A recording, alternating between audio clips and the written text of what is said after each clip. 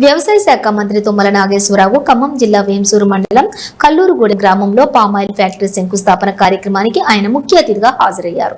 ఈ సందర్భంగా ఏర్పాటు చేసిన సభలో ఆయన మాట్లాడుతూ ప్రతి పనికి ఆటంకాలు, అసూయ, ఆటుపోట్లు ఉంటాయని, పనులు కాకపోతే రాక్షసానందం పొందేవారు ఉంటారని, సీతారామ కాలువ తవ్వాలి అంటే రైతులను ప్రోత్సహిస్తే తెప్పిస్తాను అని బ్రోకర్లు కొంతమంది కరోనా సమయంలో ఇబ్బంది వచ్చినప్పుడు దొంగ మొక్కలు తీసుకుని వచ్చి ఆయిల్ ఫెడ్ ను బద్నం చేయాలని చూస్తున్నారని అన్నారు. ఇతర దేశాల నుండి మొక్కలు వస్తాయి కాబట్టి 1-2 మొక్కలు నాసి రకం రావచ్చు అని దేశవ్యాప్తంగా ఇబ్బంది రావడంతో అన్ని దేశాల నుండి కూడా మొక్కలు తీసుకువచ్చినట్లుగా తెలిపారు. ఆఫ్ టైప్ మొక్కలు 4 ఏళ్ల వరకు కనిపెట్టడం లేదని సైంటిస్టులను పెట్టి మొదట్లోనే ఆఫ్ టైప్ మొక్కలను కనిపెట్టాలి అని అధికారులను కోరారు. ఒక్క ఏడాదిలోనే 33,000 కోట్ల రూపాయలు రైతుల ఖాతాలో రేవంత్ రెడ్డి జమ చేశారని పేర్కొన్నారు. రాళ్లు, వాన, కోతలు, ఇతర ఏ ఇబ్బంది లేని పంట పామాయిల్ పంట అని 3 సంవత్సరాల్లోని కాపు వచ్చే విత్తనాలను తీసుకురావాలని ఆయిల్ ఫెడ్ అధికారులను కోరుతున్నామన్నారు.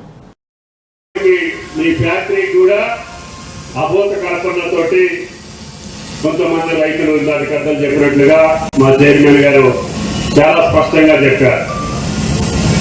ఆ బ్రోకర్లు కొంతమంది ఆనాడు కరోనా సమయంలో మనకి మొక్కలు ఇబ్బంది వచ్చినప్పుడు ఈ బ్రోకర్లే బయట నుంచి దొంగ మొక్కలు తీసుకొచ్చి మన రైతులు కమ్మి అవి ఇప్పుడు కల్లి మొక్కలు అని చెప్పి ఆయిల్ పెట్టి అదేవిధంగా ప్రభుత్వాన్ని, ముఖ్యమంత్రిని, ఈ యొక్క వ్యవసాయ శాఖని బదనాం చేయాలని చెప్పి వాళ్ళ దుర్బుద్ధి. ఆ సన్నాసులకు మీరు చెప్పాల్సింది ఆయిల్ పెట్టి వచ్చినటువంటి ఏ మొక్క కూడా 1-2 ఎక్కడైనా ఇతర దేశాల నుంచి వస్తాయి కాబట్టి అందుట్లో కూడా ఏదైనా 1-2 కల్తీ జరగవచ్చు. ఆ కల్తీని కూడా ఎంపీ గారు వచ్చిన తర్వాత నర్సరీలోనే కనిపెట్టి వాటిని అక్కడే తీసేసి డిస్ట్రాయ్ చేయమని చెప్పి అడుగుతున్నాం. ఆనాడు మనకి ఏంటంటే దేశవ్యాప్తంగా మనకి ఇబ్బంది వచ్చి అన్ని దేశాల్లో నుంచి మనం విత్తనాలు కొనుక్కొచ్చాం. ఏదో ఒకరు కొద్దిగా మోసం చేస్తే రైతులు బాధపడతారని చెప్పి అటువంటి మొక్కలు రైతుల పొలంలోకి వెళ్ళకూడదు. అది పుట్టకలోనే మీరు కనిపెట్టాలి. ఇప్పుడు వరకు 3 ఏళ్ళకి కానీ 4 ఏళ్ళకి కానీ కనబడట్లేదు. ఇది ఆఫ్ టైప్ మొక్కలు కాదు. ఎంపీ గారు మీరు ఇంకా సైంటిస్టులు పెట్టండి. నర్సరీలోనే మనం ఇచ్చేటప్పుడే సంవత్సరం లోపలనే ఆ మొక్కను కనిపెట్టి అక్కడే తీసేయండి. ఒక్క మొక్క కూడా తప్పుడు మొక్క మన రైతు పొలంలోకి వెళ్ళొద్దు అని చెప్పి మీకు ఈ సందర్భంగా మనం చేస్తున్నాం. ఈ జిల్లాలో ఏదైనా మొదటి పని జరిగితే అది మీ దగ్గరే సత్తుపల్లిలో జరుగుతుంది తల్లి. అందుకనే మిమ్మల్ని గెలిపించమని చెప్పి అడిగాం. మీరు పెద్ద హృదయంతో రాఘమయ్య గారిని గెలిపించుకున్నారు. వెంసూరు మండలం అంటే ఏమిటో, దాని స్థితిగతులు ఏమిటో 45 సంవత్సరాల క్రితం మన పెద్దోళ్ళు అందరికీ ఈది బాధలు అన్నీ తెలుసు. భగవంతుడి దయ వల్ల, మీ దయ వల్ల, శ్రీరామచంద్రుడి దయ వల్ల నాకు ఈ అవకాశం వచ్చింది. అందుకని తమ్మినేని నీళ్లతో పాటు కృష్ణా జలాలు కూడా మీకు రావాలని చెప్పి ఎత్తిపోతల పథకాన్ని ఏర్పాటు చేసి ఆనాటి పెద్దలు ఈ రాష్ట్రాన్ని పరిపాలించినటువంటి ఎంగళరావు గారు శంకుస్థాపన చేసింది కానీ, సిద్ధారెడ్డి గారు శంకుస్థాపన చేసినటువంటి ఎన్టీఆర్ కాలం కానీ పూర్తి చేసి 20 సంవత్సరాలు మీ పంటలు పండించాం.